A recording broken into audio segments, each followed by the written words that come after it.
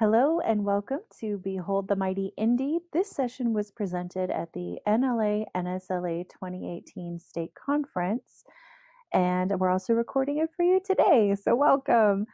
This session, you will learn about stocking independently published works in your library, the benefits of doing so, and also how to support your writers in your patrons. My name is Mandy Peterson. I am a secondary level library media specialist, so that just means I'm in a high school. It sounds fancier. I'm also a self published author, and I have helped others self publish as well. Independent books are not the mom and pop shop that they used to be. It's no longer your uncle has 100 paperback copies of his book in his trunk and he really needs you to buy one. Now, nearly half of Amazon's hot new releases and books are published by independent authors. So they're taking up a fair percent of the market share as far as quantity of books that are sold. Also of note, many of those hot new releases are ebooks and not in print. We'll discuss some challenges of ebooks and print in a little bit as well. According to a 2017 author earnings report, over 70% of all genre fiction consumer purchases are now in ebook format. So when we look at ebooks and self-publishing, there are a few genres that are more popular than others, and self-published romance takes that first slot. Mystery is second, horror is third, and sci-fi fantasy is fourth. They all sell better from independently published authors or Kindle imprints than they do from traditional publishers. This really startled me when I first read this Forbes article because science fiction and fantasy is my most popular section of my library. It feels like I cannot keep it stocked nearly enough with all the great new writings that are coming out from these traditional publishers. However, apparently, indie authors are outselling traditional publishing houses in even that genre. So, what do I mean when I say indie or independently published? Well, it could be anything from the individual who is just writing their memoirs, goes on to Kindle or Amazon paperback, and puts their book out for someone to read, to six-figure earning authors who have a team of editors, a street team of fans and folks who spread the word, read their books, and give them sort of free editing and feedback, so to speak. They have professional cover designers with covers that cost $1,000 or more to design. These authors are actually earning more than they would with a traditional publishing house, and they're retaining all of the rights to their work, their creations, which makes them very, very happy. Indie could mean someone who is part of a small publishing house. So it's not one of the big five, but is just a smaller imprint, often started by another independent author. And they just kind of bring their buddies or people who they think are promising into that publishing house.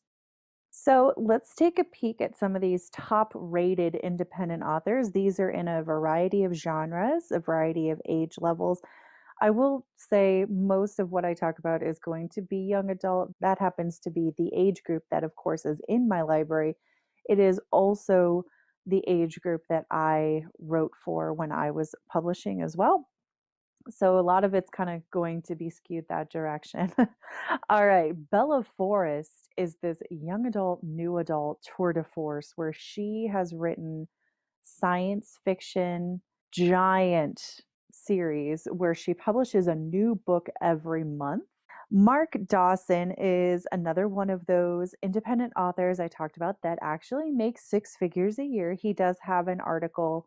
If you get this presentation in the notes, it gives you a link to his article all about what it was like to start out. Amanda Hawking started out as an independent author And then she got a book deal later with a publishing house. E.L. James of 50 Shades fame, her first book was independently published. And then later she got picked up by a publishing house.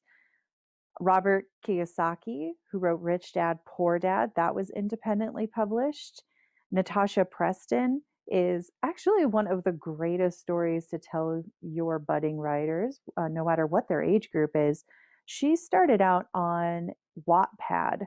Wattpad is an app where an author, which is anyone who writes anything, can publish a chapter or a poem every set time limit that they do, and they get comments and feedback as they go. So this shapes their story writing, shapes the plot and the characters and how they present their story.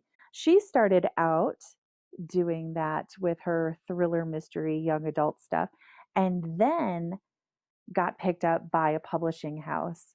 Jennifer L. Armentrout wrote her Lux books under the independent flag. Rachel Hawkins, who wrote the Hex Hall series, that's independent. Anna Todd, who wrote After, which is becoming either a film or a Netflix series in 2019, that is independent. Beth Reekles wrote The Kissing Booth, which is on Netflix as well. And Abigail Gibbs wrote The Dark Heroine, which, if it's not already out by the time we post this, is going to be out very, very soon. So, independent authors are making a huge mark on the book market, but also on the visual entertainment market. So, why are they important in your library? Well, here's the deal. According to recent statistics that were published by the Cooperative Children's Book Center, they received 3,500 books in 2017. And out of those books, 3% were written by African American and Latino authors. 7% were written by Asian Pacific American authors. And less than 1% were written by Native American authors. So, if we take a look at these statistics, so what we are seeing is a lack of representation for many of our students. You also think about how race does tend to play into life experiences, does tend to play into socioeconomic status, according to statistics, and definitely religious representation. One thing about independent publishing is it's fantastic for the own voices movement. A lot of indie authors are people of color or people of other religions or people who were raised in other cultures who can offer their life experiences in their writing as well. So it's a great way to expand your holdings, especially because of this. We're looking to generate voices for our most underrepresented. And sometimes, although traditional publishing houses try their best to accommodate this, honestly, it just takes so long for traditional publishing to go from signing an author to publishing that first book. It often takes 2 years or more. Indie publishing moves at a much faster rate. Remember, Bella Forrest, to stay relevant, publishes a book a month. So we're looking for generating voices for these underrepresented folks. Once you start adding these books to your library, and of course, we want our patrons to see them and check them out and actually read them, it's going to drive traffic. They want to see themselves represented. They want to see different points of view than their own. They want to experience life in worlds other than theirs. As you're driving traffic to your library and talking with your patrons, that looks really good to your bosses, having these conversations. And it does show everyone that their stories deserve to be heard, not just who a giant business decides is worth hearing. So, how did I start adding independently published books to my library? Well, it actually started before I became published myself, I had asked a friend of mine who was an independently published author. I wanted to try to read and review only independently published books for a summer. And she put the word out. I had authors respond back enough to fill up my calendar for about 6 months of reading and reviewing for the initial response. Some authors were amazing and sent me signed paperbacks where they gave me permission to put them into my school library as well.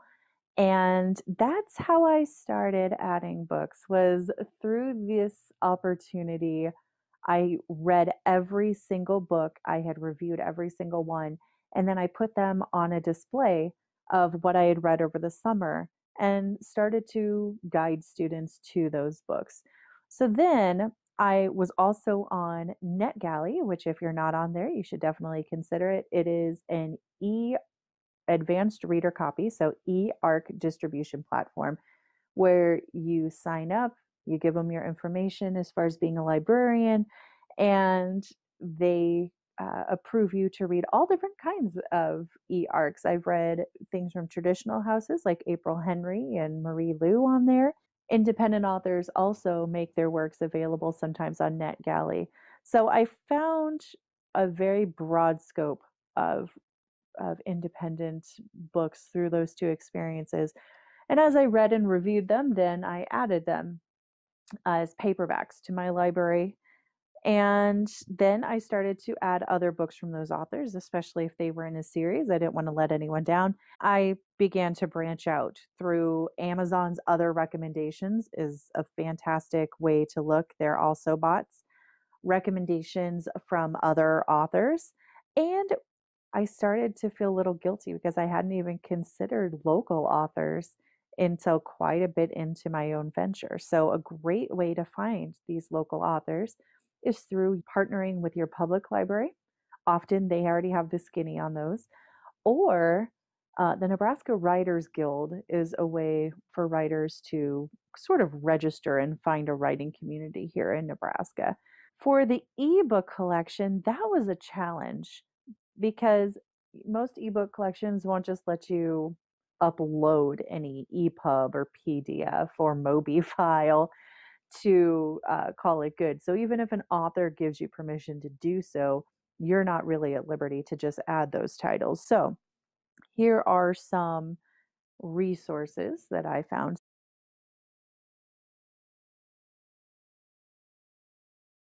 EbooksAreForever.com. If you have an Adobe content server, ebooks are only $7.99 each on there unless they're really short, and it is designed for libraries. So you purchase it, you shove it out to your Adobe content server, and it's good forever. Smashwords, of course, is another one. Self-E is a collaboration between School Library Journal and BiblioBoard, and they actually host two different types of services. One is they read and review independently published books. That is fantastic. Their connection with BiblioBoard also is a purchasing and content hosting platform for those self-published ebooks, which is where Self-E comes from. It depends where you want to go as far as the services go. And if you already have BiblioBoard, I would definitely look into that. But you can also just utilize their reviewing services because I know I always look for school library journal reviews on every book or book series that we grab. Another way to see if a book is going to be valuable without reading it yourself is customer reviews. You can read them on Amazon, you can read them on Goodreads. What did I see when I started adding those indies to my library? Well, the first thing is I made sure that students, especially the ones who are my writers, knew that those were independently published authors.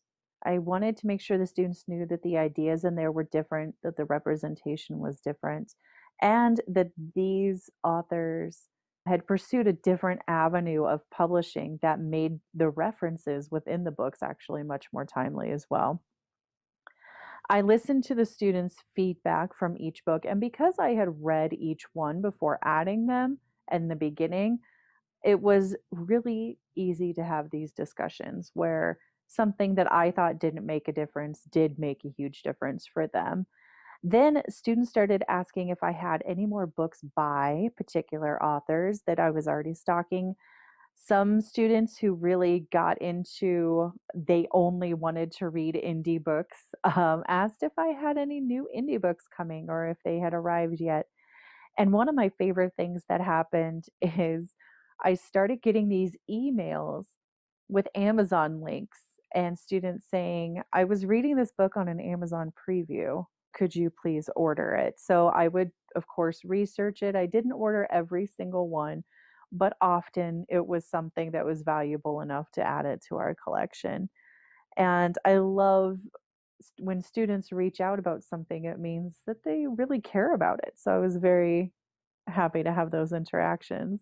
Tips for adding books: start with a popular genre. I started with science fiction and fantasy. As I mentioned before, it's the most popular section in my library. It was nothing to add those independently published books to our displays because they just fit right in with what we were doing anyway. Be choosy. Popular or bestseller can really mean anything. And it doesn't always mean high quality material that you want your patrons to have access to. So judge the book by its cover. Your patrons will.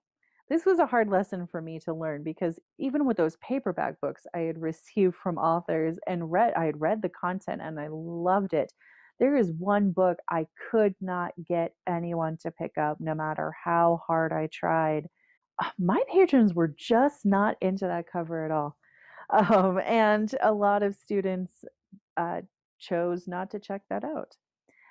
Promote, whether it's in your school newsletter, it's on your library social media, it's word of mouth.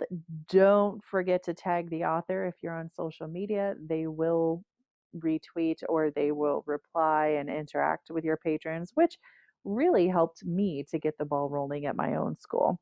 We all know to use a trusted patron or two to get the ball rolling. Hey, I read this book. I just got it.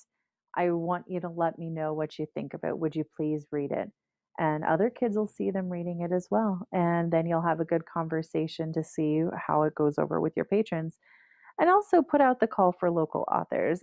So let's switch gears to how to guide your patrons who are authors to self publishing. Traditional publishing is very, very difficult to break into. You have to have a very thick skin to go through the process. You have to be able to handle rejection. I really encourage my students to self publish. There's a lot of different ways to do that. I'll go ahead and start with how I got started in self publishing. See the lady with the green arrow over her head? Her name is Rebecca Cooper. She is a self published independent author and she writes romance. And she was the English teacher at my school when she found out that I was toying with a story idea and I'd always just kind of written things for my own enjoyment and not really shared them. And she encouraged me to set a date, get my book published. I did. And actually, to date, I've been a part of 4 different books. I have a few takeaways that helped me when working with my writers. Sharing your writing is terrifying every single time. Anytime that I have someone say that they read my book, my stomach does a dip because writing is so very personal. My story is part of my heart and part of my brain splatted on a page and handed to a stranger. That is very difficult.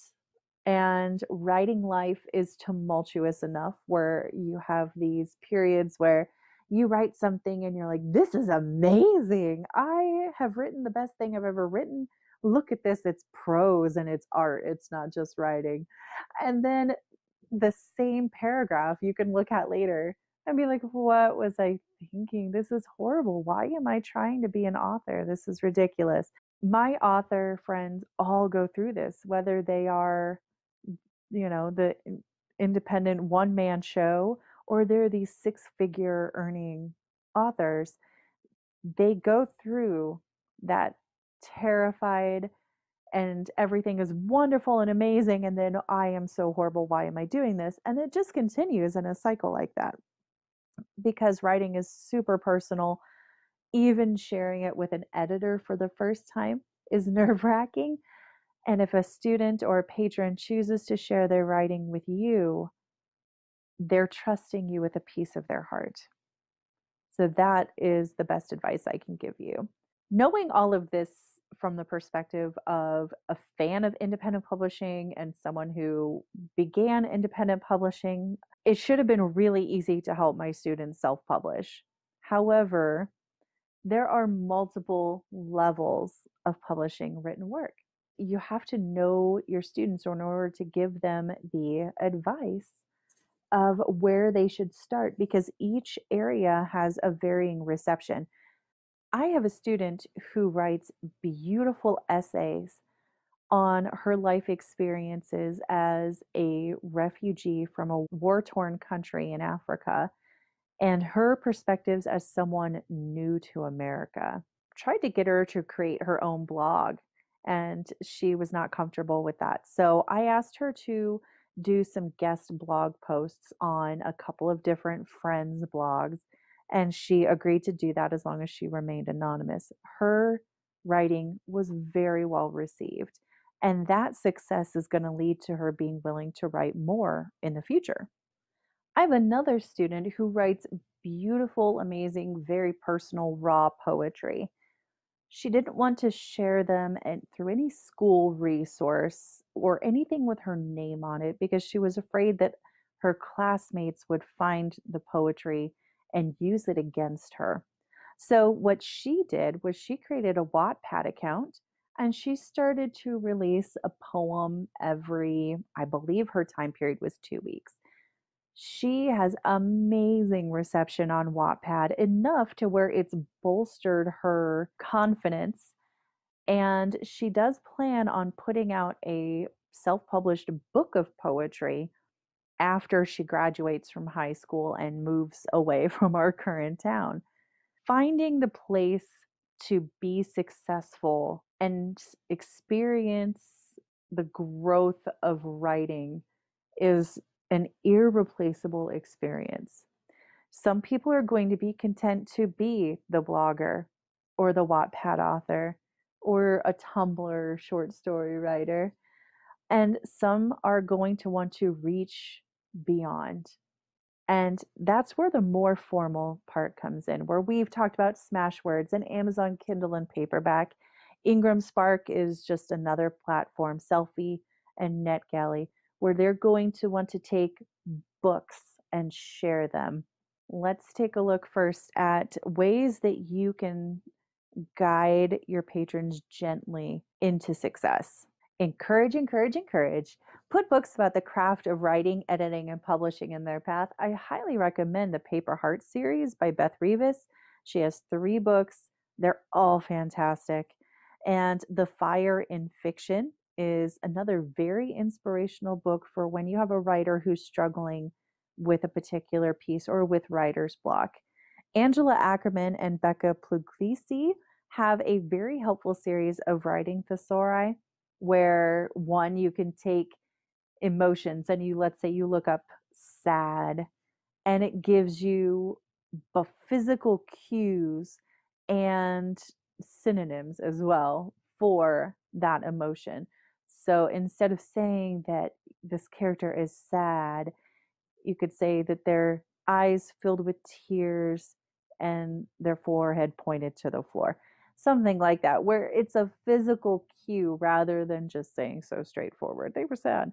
And that's just part of growing in your writing, is showing instead of telling, right? Ask your writers how their writing is going. One, it validates them as a writer. And two, it encourages them that someone can't wait to read what they do next. Give honest, productive, positive feedback if they let you read their work. As I mentioned before, it is part of their heart and their brain on the paper. Don't pretend you love something when you don't, but try to pick out the positive and frame your criticism in a constructive way, such as, "This is a really great draft. I enjoyed your story development, and I was a little distracted by your punctuation errors. Would you like me to help you find an editor who could help you with those so that it showcases your amazing storytelling?" Or something, you know what I'm saying. Encourage them to take baby steps. Your library could hold special writers groups or writers workshops for aspiring authors to hook up with local authors. They can chat, read their work, improve their work, and learn about publishing all at once. Encourage them to participate in NaNoWriMo, which is National Novel Writing Month. It is in November. It's a huge challenge where you're just trying to spit out your first draft of a book within a month. It's absolutely insane, but there's a huge supportive online community for that as well. Set up opportunities for these writers to chat or video chat with authors. We've done this as readers and writers in our library, and it has been fantastic. I cannot recommend Marika Nijkamp enough for your readers and writers to interact with. She's very authentic and she appreciates unusual questions.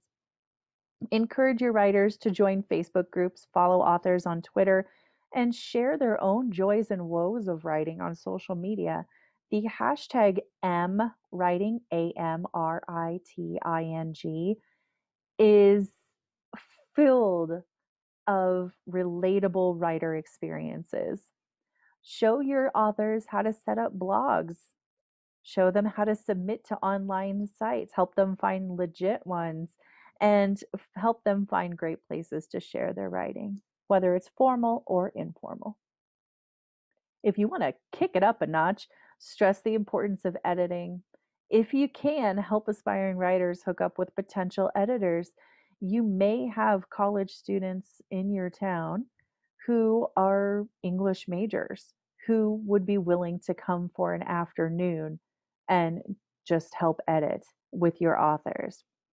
Hold classes on book cover design. If you have a local visual designer who would be willing to come in and just give basics of book cover design, that would be amazing. Remind your aspiring authors, no matter their age, race, gender, socioeconomic status, religion, culture, if they're writing, there's a reason. They are a writer. Once you write something, you're a writer. That's how it works. We hold this tenet to be true in library. Every book is reader, every reader his book. I put forth to you today, every author his reader, every author his book. When your patron is brave enough to put their work out into the world, if you are comfortable purchasing them and featuring them as a local author in your library, please do so. Make sure they know that you have done so and put it on display. If you've read their work and truly enjoyed it, please leave a review for them. Host an author read or a poetry slam or a memoir read, and of course on social media. Thank you so much for hanging out with me today and learning about indie books and how to encourage your authors. If you need a Sherpa up this mountain, you can find me on Twitter at Mandy R. Peterson or email me at mandy@mandypetersonbooks.com. Or you can find my library on Twitter at LIBSCHS. Or you can email me at my school library, which is schslib@schuylercommunityschools.org.